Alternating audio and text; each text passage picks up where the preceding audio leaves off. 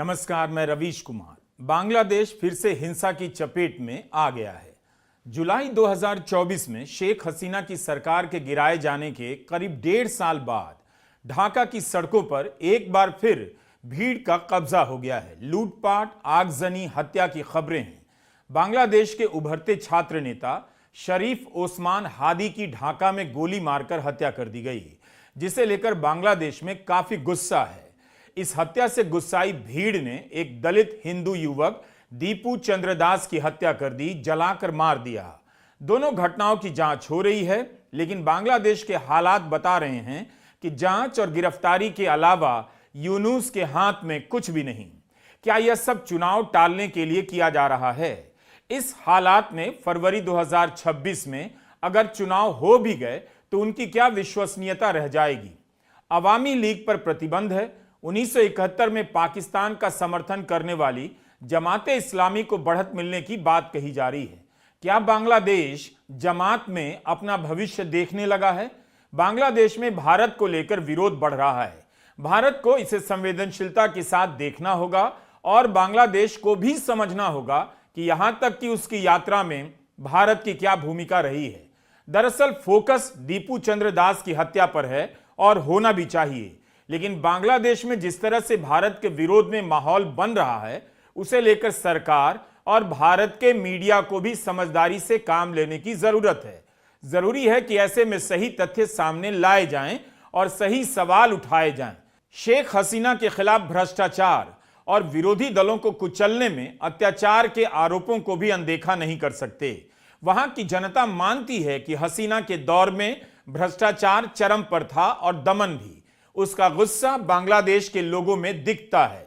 वे शेख हसीना को तानाशाह मानते हैं, लेकिन बदलाव के साथ खड़े लोगों को यह भी देखना होगा कि 1.5 साल में उन्होंने बांग्लादेश को कहां से कहां पहुंचा दिया है। क्या वह वही बदलाव है जिसके लिए शेख हसीना को कुर्सी से हटाया गया?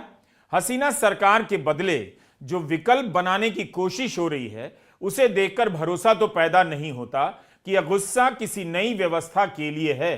कोई नई व्यवस्था बन रही है, उसमें कोई नया सपना है। हर दिन बांग्लादेश अराजकता की तरफ जाता दिख रहा है। बांग्लादेश के लोग ही बेहतर समझते हैं, जानते होंगे, मगर उन्हें यह देखना चाहिए कि नई व्यवस्था के नाम पर अगर एक बार इस्लामिक ताकतों का वर्चस्व बन जाएगा तो उनके देश में विरोध प्रदर्शन का यह आखिरी दौर होगा। उसके बाद उनकी भी आवाजें यही शक्तियां कुचल देंगी जो आज उनके साथ नई व्यवस्था का सपना दिखा रही हैं। अराजकता की स्थिति में भ्रष्टाचार कभी दूर नहीं होता और ना ही न्याय व्यवस्था बनती है। इस धोखे में किसी भी मुल्क के लोगों को नहीं रहना चाहिए। भारतीय उपमहाद्वीप के स्तर पर देखिए तो यह भी दिखेगा कि कब तक यह उपमहाद्वीप धर्म के झगड़े में फंसा रहेगा। सांप्रदायिक हिंसा का सक्रिय इतिहास 100 साल से अधिक का हो चुका है। भारत में, पाकिस्तान में और बांग्लादेश में वही बातें 100 साल से दोहराई जा रही हैं और कहीं मुसलमान तो कहीं हिंदू की हत्या का सिलसिला रुक नहीं रहा। इस हिंसा से क्या मिल रहा है कि बड़ी आबादी धर्म के नाम पर सत्ता पर कब्जा करने के लिए सनकी हुई है। मामला केवल हिंदू बनाम मुसलमान तक सीमित नहीं रहा।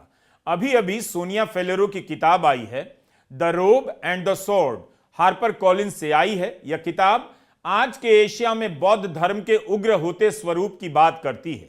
सोनिया फेलेरो सीनियर पत्रकार हैं। उनकी किताब श्रीलंका, म्यांमार, थाईलैंड और भारत में भी बौद्ध धर्म के आसपास उग्र और हिंसक राजनीति अंगड़ाई ले रही है, इसकी बात करती है। यह दिखाया गया है कहीं कहीं तो भयंकर हिंसक भी हो चुकी है। तो यह सवाल केवल बांग्लादेश के लिए नहीं, भारत, नेपाल और श्रीलंका और पाकिस्तान सबके लिए है, सबके लिए चुनौती है। भारतीय उपमहाद्वीप के देशों को यह सवाल अपने आप से पूछना होगा, क्या हम सांप्रदायिकता से कभी लड़कर नहीं जीत सकते? धर्म के नाम पर बनने वाले संगठनों को राजनीति और सत्ता से दूर रखने के लिए क्या किया जाए? एशिया अपनी इस नाकामी को कैसे देखता है, कैसे लड़ेगा, इसे एशिया को सोचना पड़ेगा। अपने देश में और किसी भी देश में अल्पसंख्यकों के साथ किस तरह का बर्ताव होता है, इसे लेकर पूरी दुनिया के नागरिकों को सतर्क रहना चाहिए और बोलना चाहिए। छात्र नेता ओस्मान हादी की हत्या से गुस्साई भीड़ ने दीपू चंद्र दास की हत्या कर दी और उस पर ईश निंदा के आरोप लगा दिए। इसे लेकर भारत में प्रतिक्रिया है, लेकिन इस प्रतिक्रिया में भारत में हिंदू बनाम मुसलमान की डिबेट नहीं होनी चाहिए, अक्सर होने लग जाती है। आईटी सेल, गोदी मीडिया पाकिस्तान और बांग्लादेश में हिंदुओं के साथ अत्याचार को फैलाने लग जाता है। एक बार भी वह प्रधानमंत्री मोदी से सवाल नहीं करता, लेकिन विपक्ष के नेताओं और पत्रकारों की चुप्पी के सहारे यह नफरत फैलाई जाती है। विपक्ष ने इसी दबाव का जवाब देना शुरू किया है। प्रियंका गांधी ने दीपू चंद्र दास की हत्या की निंदा की और भारत सरकार से कहा कि इस मामले में बांग्लादेश की सरकार से बात की जाए। अपने ट्वीट में प्रियंका गांधी ने हिंदू युवक दीपू चंद्र दास लिखा है। यह भी लिखा है कि भारत सरकार को पड़ोसी देश में हिंदू, ईसाई और बौद्ध अल्पसंख्यकों के खिलाफ बढ़ती हुई हिंसा का संज्ञान लेना चाहिए और बांग्लादेश सरकार के समक्ष उनकी सुरक्षा का मुद्दा मजबूती से उठाना चाहिए। बीजेपी बंगाल के ट्विटर हैंडल पर इस घटना की निंदा करते हुए ममता बनर्जी पर निशाना साध रही है। जिस हिंसा के दम पर शेख हसीना को हटाया गया, उसे हटाने वाले भी उस हिंसा की चपेट में आ रहे हैं। पता चल रहा है कि मोहम्मद यूनुस से बांग्लादेश नहीं संभल रहा। हसीना को हटाने के समय जब हिंदुओं पर अत्याचार की खबरें आई, तब भारत के गोदी मीडिया में अनाप शनाप और झूठी खबरें चलने लगीं, जिसका बांग्लादेश में विरोध भी हुआ और वहां की जनता हिंदुओं की सुरक्षा को लेकर सतर्क हो गई। ऐसी खबरें भी आईं और वीडियो भी कि मुस्लिम छात्र हिंदू घरों की सुरक्षा कर रहे हैं। सांप्रदायिकता की रसोई में लकड़ी हमेशा दूसरे के घर से लाई जाती है। इसीलिए दीपू चंद्र दास की हत्या बांग्लादेश के लिए भी चिंता की बात होनी चाहिए, भारत के लिए भी, कि यहां उसे लेकर नफरती डिबेट ना हो। मोहम्मद यूनुस कहते तो हैं कि अल्पसंख्यकों की रक्षा हो रही है, जांच हो रही है, लेकिन 1.5 साल से उनसे हालात काबू में नहीं हो पा रहे। उनकी बातों का क्या भरोसा किया जाए। उन्होंने जिस बांग्लादेश को बनाने की बात कही, नए बांग्लादेश बनाने की बात कही, कहीं नया दिखाई नहीं देता। दरअसल शरीफ ओस्मान हादी की हत्या के बाद बांग्लादेश में हिंसा भड़क गई। हादी उभरते हुए छात्र नेता बताए जा रहे थे। उनकी एक पार्टी है इनकलाब मोंचो यानी मंच, उसकी तरफ से निर्दलीय उम्मीदवार के तौर पर 32 साल के हादी खड़े होने वाले थे। लेकिन 12 दिसंबर को ढाका की 20 सड़क पर 2 नकाबपोशों ने सर में गोली मार दी। हत्या से पहले उन्होंने कहा था उन्हें जान से मारने की धमकी दी जा रही है। हादी लोकतांत्रिक प्रक्रियाओं की वकालत करते थे और चुनाव के पक्ष में थे। बांग्लादेश की सरकार इस घटना के असर को समझ रही होगी, इसीलिए पहले उनका इलाज ढाका मेडिकल कॉलेज में किया गया, मगर सुधार नहीं होने के बाद सिंगापुर भेज दिया गया, जहां के जनरल अस्पताल में उन्हें लाइफ सपोर्ट पर शिफ्ट किया गया। 1 हफ्ते तक इलाज चला, लेकिन ब्रेन स्टेम डैमेज के कारण हादी को बचाया नहीं जा सका। बांग्लादेश के सोशल मीडिया में अफवाहें उड़ाई जा रही हैं कि हादी के हत्यारे भारत आ गए। जिस दौरान हादी का इलाज हो रहा था, अन्य छात्र संगठनों ने ढाका और देश के अन्य शहरों में प्रदर्शन शुरू कर दिए। नेशनल सिटीजन पार्टी के नेताओं ने घोषणा कर दी, अगर भारत ने बांग्लादेश में अस्थिरता फैलाने की कोशिश की तो बांग्लादेश पूर्वोत्तर के इलाकों पर कब्जा कर लेगा। हिंदू की पत्रकार सुहासिनी हैदर का कहना है, आमतौर पर ऐसे बयान खोखले नारों के रूप में देखे जाते हैं, मगर जो हालात बने हुए हैं उनके मद्देनजर दिल्ली ने इन बयानों को गंभीरता से लिया है। 17 दिसंबर को हादी की हत्या के खिलाफ जो प्रदर्शन हुए ढाका में, चित्तगोंग में और राजशाही में, भारतीय मिशन पर भीड़ द्वारा हमले की घटना सामने आई है। इन घटनाओं के बाद दिल्ली में भारतीय विदेश मंत्रालय ने बांग्लादेश के उच्चायुक्त को बुलाकर अपना विरोध प्रकट किया। हादी की मौत में भारत की भूमिका को लेकर जो फेक प्रोपेगेंडा चलाया जा रहा है बांग्लादेश में, उसकी भारत ने निंदा की। भारत ने अपनी तरफ से बांग्लादेश में चल रही अफवाहों को खारिज किया, कहा कि वह चाहता है कि बांग्लादेश में शांतिपूर्ण और समावेशी चुनाव हो। बांग्लादेश ने भारत से मांग की है ओस्मान हादी के हत्यारे भारत में प्रवेश ना कर पाएं और अगर करें तो उन्हें भारत को सौंप दिया जाए। यहां एक बात समझने की जरूरत है, भारत की सरकार इस मामले में सतर्कता से कदम बढ़ा रही है, लेकिन गोदी मीडिया को लगता है जैसे एंटी मुस्लिम डिबेट के लिए खुराक मिल गया हो। सुहासिनी हैदर ने कहा कि भारत का मीडिया बांग्लादेश के प्रोपेगेंडा का शिकार हो रहा है, उनके प्रोपेगेंडा के काम आ रहा है। सरकार भले ही संयम बरत रही है, लेकिन बांग्लादेश में गोदी मीडिया को भी भारत सरकार का मीडिया समझा जाता है। यही कारण है कि भारत सरकार जो भी प्रयास कर रही है उससे बांग्लादेश की जनता के बीच भरोसा नहीं बन रहा है। ऑपरेशन सिंदूर के समय भी यही हुआ। आप याद कीजिए, सेना प्रेस कॉन्फ्रेंस कर रही थी, भारतीय सेना ने कितना संयम दिखाया, एक एक शब्द नाप तौल कर बोले गए, बढ़ा चढ़ाकर कोई जानकारी नहीं दी गई। लेकिन गोदी मीडिया में अनाप शनाप दावे किए गए, पूरी दुनिया हंसने लगी और गोदी मीडिया के बंदरनाच को सरकार का हिस्सा मान लिया गया। इसीलिए गोदी मीडिया के जरिए जो आप देख रहे हैं, अपने भविष्य की बर्बादी का सामान जुटता हुआ देख रहे हैं। 19 तारीख की रात जब ढाका में हिंसा हुई और अखबारों के दफ्तर जलाए गए, तब बांग्लादेश में भारत के डिप्टी एम्बेसडर के घर के बाहर कई सौ लोगों की भीड़ जमा हो गई जो वहां प्रदर्शन करना चाहती थी। मगर स्थानीय मीडिया के अनुसार पुलिस ने आंसू गैस के गोले छोड़े, भीड़ को तितर बितर कर दिया गया। अंतर्राष्ट्रीय मीडिया रिपोर्ट में लिखा जा रहा है कि ढाका में फैली भीड़ में भारत विरोधी लहर सुनाई दे रही है। जुलाई 2024 के प्रदर्शनों में हादी की बड़ी भूमिका थी। हादी भारत विरोधी रहे हैं। शेख हसीना को संरक्षण दिए जाने को लेकर बांग्लादेश में भारत के प्रति नाराजगी है। शेख हसीना के दौर में तानाशाही हुई है, विपक्षी आवाजों को कुचला गया, यह भी एक सच है। इस वजह से उन्हें लेकर वहां की जनता में भयंकर आक्रोश है।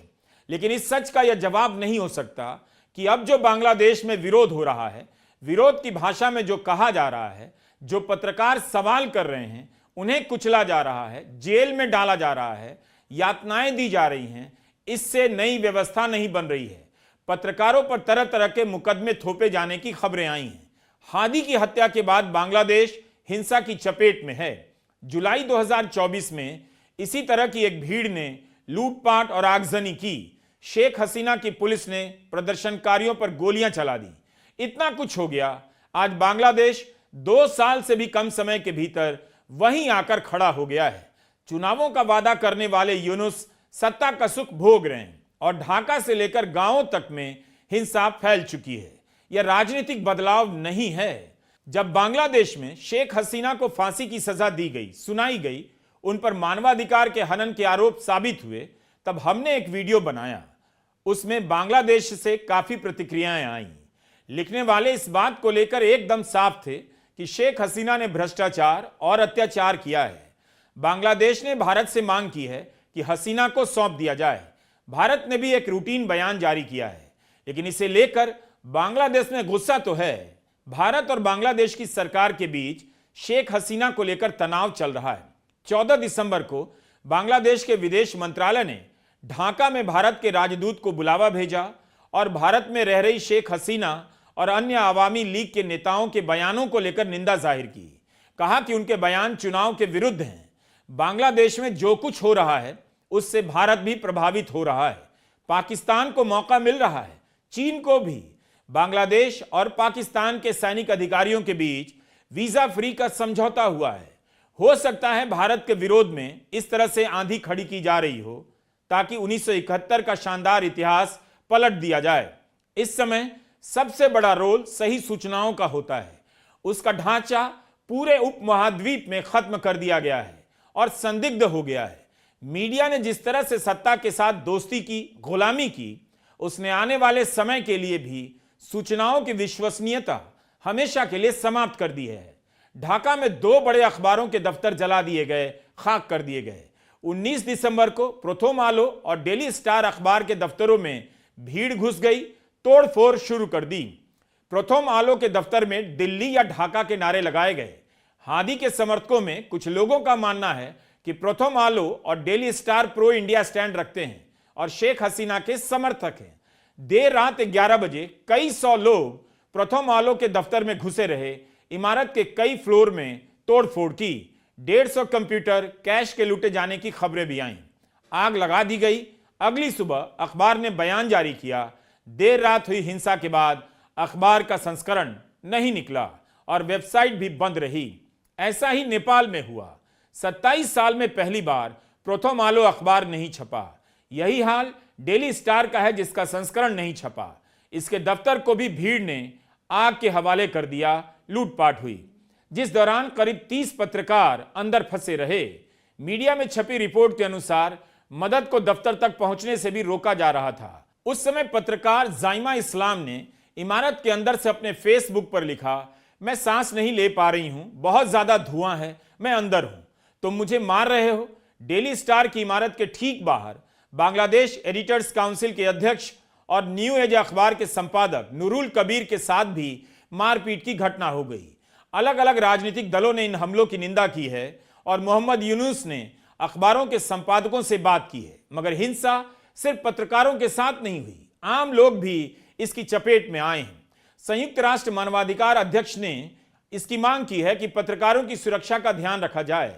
बांग्लादेश को अब इस धारणा से बाहर आ जाना चाहिए, भ्रम से बाहर निकल जाना चाहिए कि वे किसी राजनीतिक बदलाव की जमीन तैयार कर रहे हैं। 100 साल से भारतीय उपमहाद्वीप ने बदलाव के नाम पर धर्म की इस हिंसा का चेहरा देखा है। सबको इसका रंग पता है, ढंग मालूम है। गांधी का राष्ट्रीय आंदोलन इस पूरे उपमहाद्वीप के लिए उदाहरण है और एकमात्र समाधान है। गांधी खुद सांप्रदायिक हिंसा के शिकार हुए, उनकी हत्या कर दी गई, लेकिन उनका साफ मानना था कि धर्मों के बीच इस हिंसक प्रतियोगिता से कुछ निकलने वाला नहीं। गांधी ने हिंसा के रास्ते का विरोध किया और अपने आंदोलन में अपनी बात कहने, आराम से कहने और सुनने का तरीका विकसित किया, आगे बढ़ने और पीछे हटकर सोचने का रास्ता निकाला। उसी का नतीजा था कि भारत की आजादी का आंदोलन बहुत लंबा चला और लंबा चलने के कारण इसमें धीरज का हौसला आया और इसी धीरज के कारण बंटवारे और हिंसा के बीच भारत की संविधान सभा एक व्यवस्था बनाने के नतीजे पर पहुंच पाई, सोच पाई, बहस कर पाई आने वाले भारत के लिए कैसी व्यवस्था होगी, और वही व्यवस्था आज तक चली आ रही है। सत्ता परिवर्तन होना चाहिए, लेकिन बांग्लादेश को समझना होगा, हिंसा और अराजकता से सत्ता का परिवर्तन नहीं होता, बल्कि वो व्यवस्था ही खत्म हो जाती है जिसके नाम पर परिवर्तन होता है। शेख हसीना के प्रति गुस्से में कहीं वहां के लोग बांग्लादेश को पाकिस्तान ना बना दें, इस पर उन्हें सोचना चाहिए। शांति का रास्ता लंबा होता है, समय लगता है, बहुत मुश्किल होता है, मगर इसी पर चलकर नया बांग्लादेश बन पाएगा। जमात जैसे दलों से वो सपना कभी हासिल नहीं होगा, और जो हासिल होगा सब कुछ भारतीय उपमहाद्वीप के इतिहास में दर्ज है। धर्म के जरिए राजनीति पर कब्जा करने वाली भीड़ के खतरे को समझना पड़ेगा। बांग्लादेश को ही नहीं, पाकिस्तान को भी, नेपाल को भी और भारत को भी। नमस्कार, मैं रवीश कुमार।